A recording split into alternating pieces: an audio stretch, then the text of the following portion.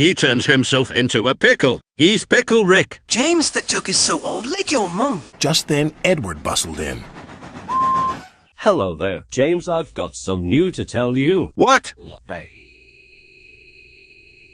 71 has decided that you will be getting an alternative basis Vidu to try and find a class for you. But I don't want a Vidu. I don't make the rules. Thomas did it and I did it. Now it's your turn.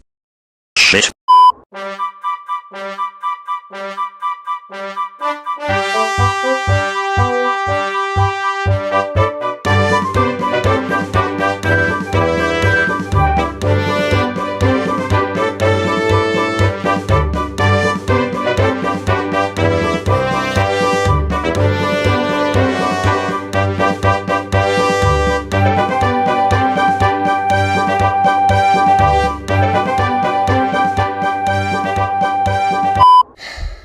One more? One more. One more. One more. Okay. Hello everyone, like I said previously, James will be getting an alternate basis video. This will be my final video on this subject as the rest of the engines of Soda look identical to their bases. And before someone inevitably says it in the comments, Henry Mark I won't be getting a video because he was made from stolen plans from the A1 design. With that being said, I would like to address some new points before going in. This video will have a lot more candidates than the usual standard 3 picks.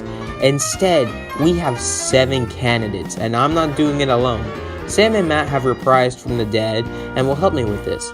And I would like to welcome everyone Flying Scot Films, aka Dax, for this. This bastard is severely underrated and needs some love. So go fucking subscribe to him, you asses. Please welcome them.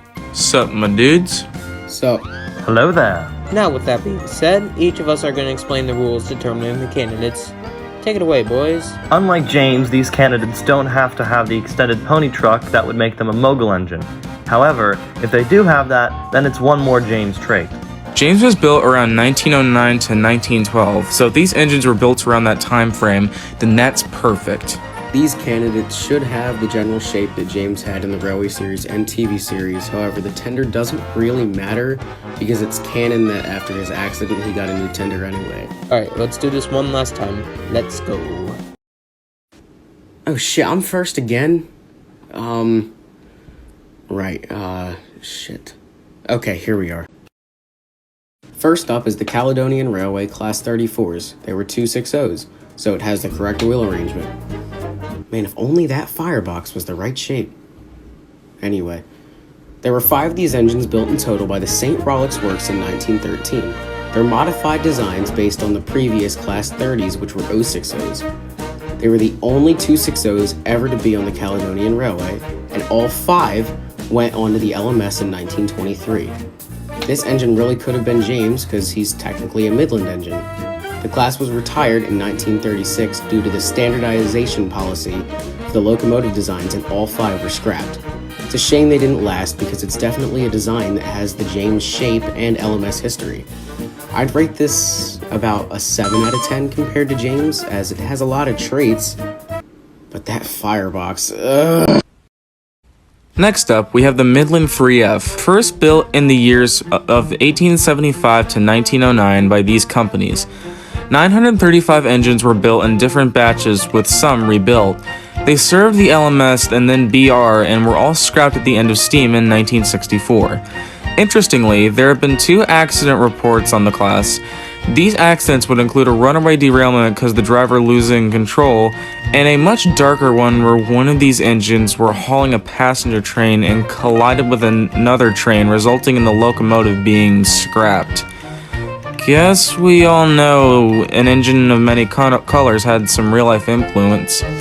I'd have to rate this guy probably about a 7 out of 10. This engine does feel right for James, and what makes it better is the fact that it has a Fowler tender. So I'd say that this could work for James, aside from the fact that it doesn't have the extra pony truck. Third up on our list is the Northeastern Railway Class 3P, or LNER J27. They were built from 1906 to 1922 by these companies, and 115 were made in total. Pre-World War II, they hauled goods trains and heavy mineral trains. After World War II, they were stuck with heavy mineral trains and then coal trains. One of these engines hauled a freight train and then had difficulty stopping, which resulted in a crash with another train, and both crews were killed. Guess Thomas really did save the day in the Adventure Begins lore. A little bittersweet, one survived into preservation and by the NEL Preservation Group. In the description you can find a link that explains a lot about this guy, as he has a history that is a little too long for us to cover today. But the bottom line is, he is running well today after a 12-year-long overhaul and restoration.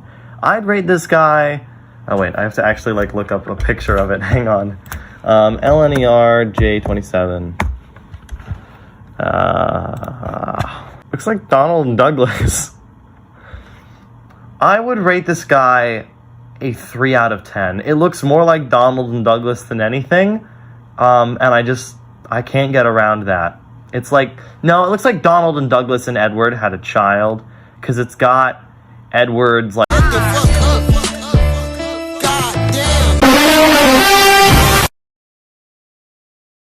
And now we have the Furnace Railway D5. This guy was designed by W.F. Pettigrew and was built by the North British Locomotive Company and the Kristen Co. From the years of 1913 to 1920, a total of 19 engines were made, and they were designed for goods trains, but they gave off a great performance that they were also allowed to do rail tours. They were the largest and most powerful locomotive on the Furnace Railway at the time. They were so good that after World War I, the Furnace Railway ordered 15 more of these engines from the initial 4 that were built. Unfortunately, like most engines on this list, they were withdrawn and scrapped from 1930 to 57. Only 6 survived into BR ownership and then later scrapped at the end of steam. I'd rate this a 7 out of 10. Okay, following that, we have the Dublin and Southeastern Railway 15 or 16, also known as the GSR 461 class, or also known as the CI... You know what? No, hold on. Fuck you, Joe. I'm not reading all this shit. I doubt anybody cares. Whatever you want to call it, I'm sticking to 461. Anyway, 461 was a twin built in 1922. I say twin because there were only ever 2 produced. They left for a period during the Irish Civil War, but returned in 1923. They were goods engines and remained in that position until they were withdrawn. Anyways, like we had said, 461 went to the CIE, and the other was sadly scrapped. And a little headcanon that isn't actually mine, it's just one that's out there. 461's twin was sent to Sodor instead of being scrapped, and for you Railway Series purists who say it isn't possible for that to happen, I've come up with a solution, and the solution is that I do not give a shit. Sorry, Sam. Now we have the SCERC class. 109 of these were built in the years of 1900 and 1908 by these railway companies. They were mixed traffic engines, and the last 12 engines were modified to haul and prepare express trains. The Southern Railway did take them in 1923, but in the years of 1947 to 1967, they were withdrawn and scrapped. But one survived into preservation by the Bluebell Railway. Hello, we interrupt this shitty episode to inform you that you should subscribe to this channel. Oh my god, shut the fuck up. And now we have the J11, or otherwise known as the GCN Class 9.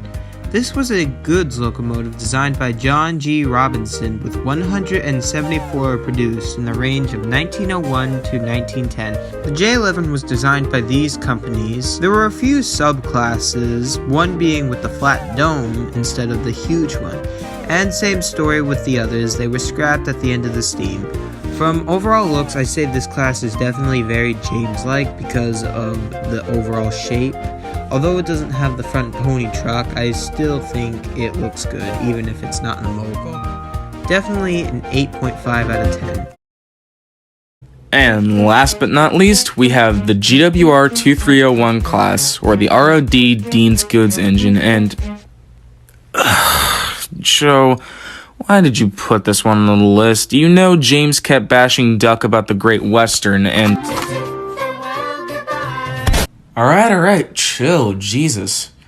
The GWR 2301 was built in the range of 1883 to 1899, and 260 were produced in total. They served in the war, and if you want to read into this more, then check it out on Wikipedia. Over the course of World War I and World War II, lots of these engines were sent, with some being destroyed and sent back only to be scrapped. BR acquired 54 of these engines during nationalization, but most were scrapped in 1957. with only one surviving in preservation at the Swindon Steam Railway Museum. A nice, happy end for this guy. Quite honestly, I would have to rate this engine probably about a 5 out of 10. Don't get me wrong, I think it does suit James a little bit, but I don't know, just something about it just doesn't sit right with me. Maybe it has to do with the fact that the boiler might sit too low for James for my liking, but that's just me. Okay, and now we've reached to our final thoughts. So, guys, which of these candidates do you think is the best? Like I said before, as a Railway Series purist, I do like to stick with canon, but if I had to pick one of these candidates, I would have to say the J11. It just looks right for James, aside from the tender and lack of a front pony truck. Please. The 461 class is the best candidate. It literally is the closest thing to James in real life. Both of you are wrong. The Dean's Good engine is obviously the best one. It looks the most like James, save the extended running board and pony truck. Well, fuck you, Dak. Yeah, fuck you. How the hell can that make any sense? You freaking piece of cheese, I'll throw you at a wall. You're so wrong. No. How? No. You need to do it right. Honestly, it's ridiculous. You're absolutely insane. Just screw you. I'm better than all you. You all suck. Bye. Hello guys, Joseph would like to take this time to thank 3 special people for helping him out on his project. Those 3 people are the Scotty Cent, Amanda Brown, and the amazing adventures of Eduardo. You guys helped him out on this project and he wants to thank you guys. Anyways, time to go, and before I go, please don't ask him to do a video on Percy or Henry. He's done with this series, thank you.